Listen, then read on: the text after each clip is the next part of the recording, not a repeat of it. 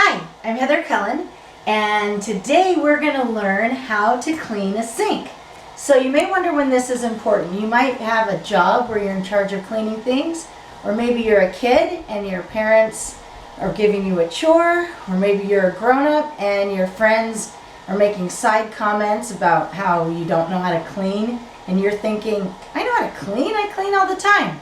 So this is just to give you some tips and ideas of clean, what clean means. So if you'll come over here, we'll look at the sink. And I think anyone would say, oh yeah, this sink is not clean. There's eggshells and little scrippity scraps of food, and there's stuff around the drain. So the first thing we're going to do is we're going to wash all the loose stuff down the drain. So that's easy. I love having these hoses on the faucets because then you can really get around. But if you didn't have this hose, you could just take a rag and push that water around and wipe down the sides of the sink. And wipe around the sink.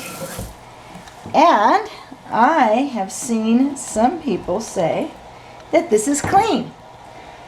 So let's take a look. Is this clean? Go ahead, look in there. All the loose stuff is gone.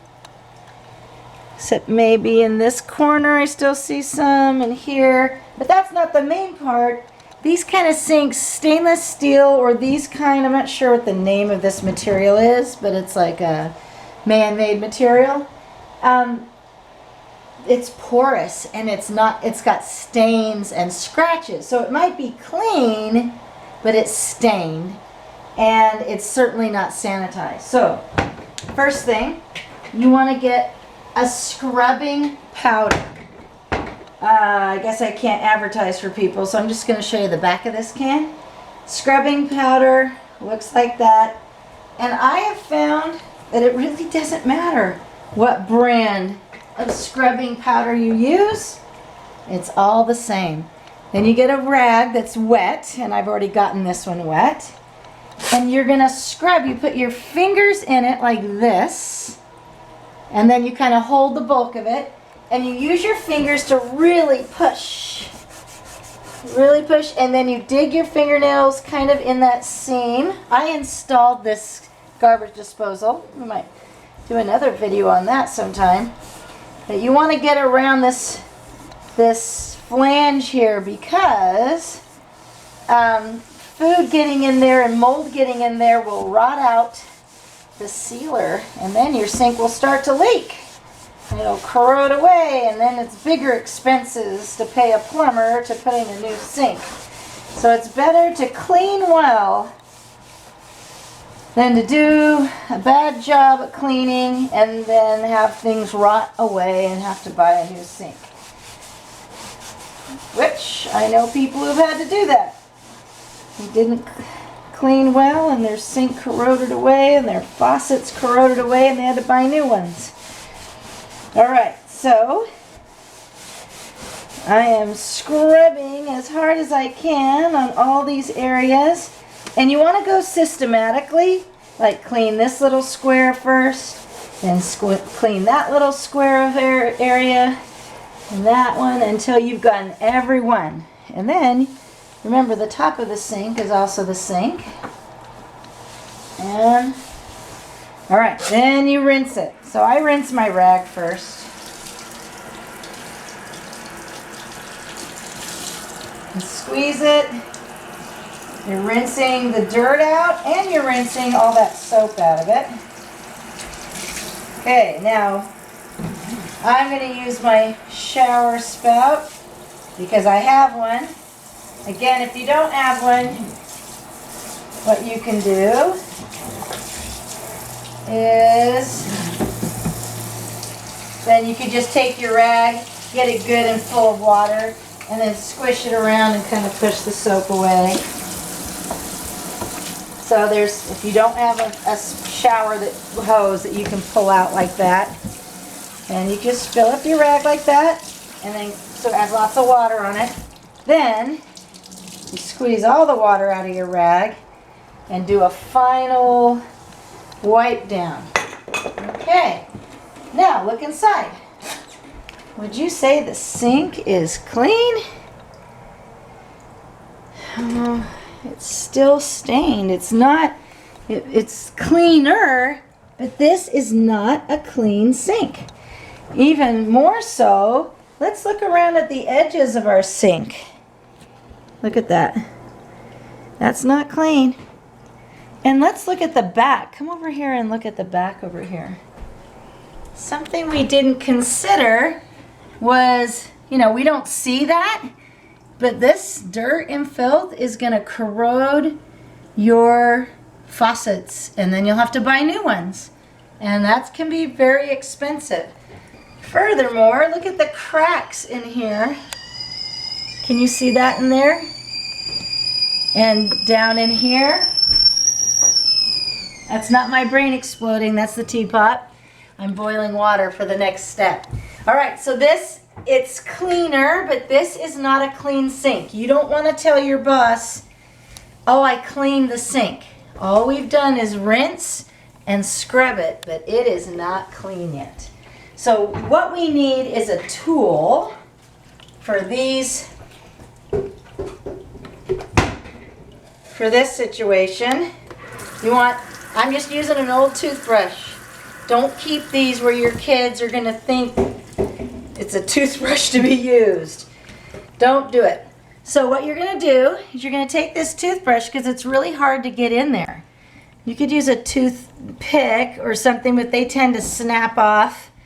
But I just take a toothbrush and I brush the connection. See how that's so much cleaner? And you want to get all the way around. And this is a job you want to do. Maybe you don't have to do this every day, but maybe once a week. You're going to look at these moldy parts, because little bits of food, when you're washing dishes, that's my awesome grandson. I could listen to him cry all day. I don't care. All right, and then you're going to get down in here. Now the problem is if you don't do this once a week, sometimes you'll get a buildup from hard water, and then you have to do this with white vinegar. If you dip this in white vinegar, it'll take that water, those water solids that come out, the salts that are really hard to get with a toothbrush. But look at all this dirt that's coming up. Look at that. That was not clean. Here's hard water buildup all around where the garbage disposal overflow is. So you want to go around there. And notice I'm doing this without looking. I'm going behind. I've done this so many times before. I know what I'm looking at. I know what's going on. And you want to get all around all the little joints, all the little angles and rectangles, all around. Now you're going to want to rinse that. Well, we don't want to take the hose and rinse with the hose, because then it'll get our counter all dirty. So you just kind of get a soggy rag and squeeze it around and then rinse it off and get it soggy, so don't stretch it out. And all right, I'm going to get all around in here. I'm going to ask my camera woman, does that look clean? Is it rinsed enough? I'm not looking at it on that end. Yep. Okay. You want to make sure you rinse it good, because if you don't rinse the soap off, then the soap will corrode. Back here needs some. Yep. Then the soap will corrode your stuff. So the dirt will corrode it. Moldy, teeny tiny food bits that you didn't notice had can't come off and spattered around. So I kind of let this sink get nasty all week so that I could do this video. But I think it was worth it. So you could really see how bad it can get. And it can actually get worse than this. I'm going to show you a really nasty sink in my next video. Okay. Good, then you polish that off. But okay, so now I would say, woo, the back of that sink is clean, but we've got all these stains. So you got a couple options, and here are your options. Plug the sink, and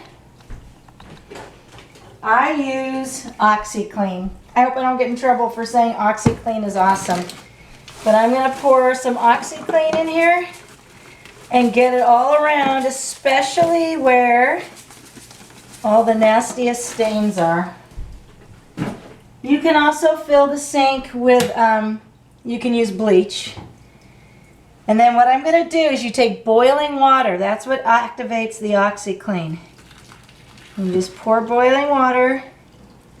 And I pour it over the drain so that it doesn't wash the OxiClean off of the spots where I put it.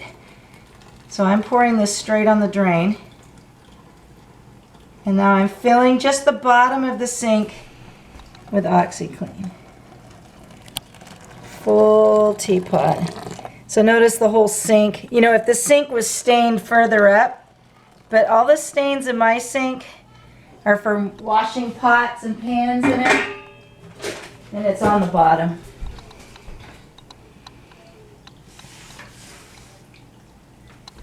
And you're gonna let that sit for like 10 or 15 minutes. So we'll come back later and video the bottom of the sink, and then we can see how clean that OxiClean gets it. Then I would say when all is done, you want to polish all the metal stuff so that it looks nice. So get all the drops. Mine has scratches in it, but I have kids, so that's okay. You know, you do live here, so sometimes things happen. You don't want to be a freak about it. You don't want cleanliness to get in the way of your relationships. But you know what?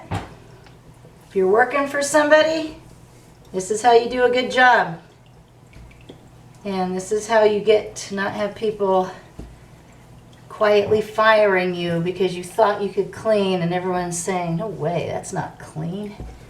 And then they don't tell you why you're getting fired. This is why. They want it to look good. And you need to be able to see the details so that you can do a good job. All right. As far as the outside of the sink goes, I just would use, I have a little spray bottle of bleach, and I put bleach on that little edge here. You can try to scrub it first with a toothbrush. Look at all that nastiness that comes off. So you want to scrub all the way around. I'm not sure how bad it looks over on this side right now, but I can see brown stuff coming off, so it must be pretty bad. And then I'm going to wipe the physical stuff off and give it another squirt. Scraps. And then I'm just going to squirt some bleach this way. In some industrial areas, I've noticed that they've made rules about not using bleach because people don't know how to read and they mix bleach with ammonia. So they've sort of banned bleach. But if you're in your own house, you get to use stuff that actually works. All right, so I'm going to put my things away, and then we'll come back in 15 minutes and look at the bottom of the sink. Okay, so I actually came back an hour or more later, so I don't know how long this sat here like that before someone used the sink, but as you can see, it is. Now I would say this sink is clean. It's not perfectly clean. There's still some shading. So if I was being really fastidious, I would maybe do another treatment with bleach, but that OxiClean did a good job. And that's all.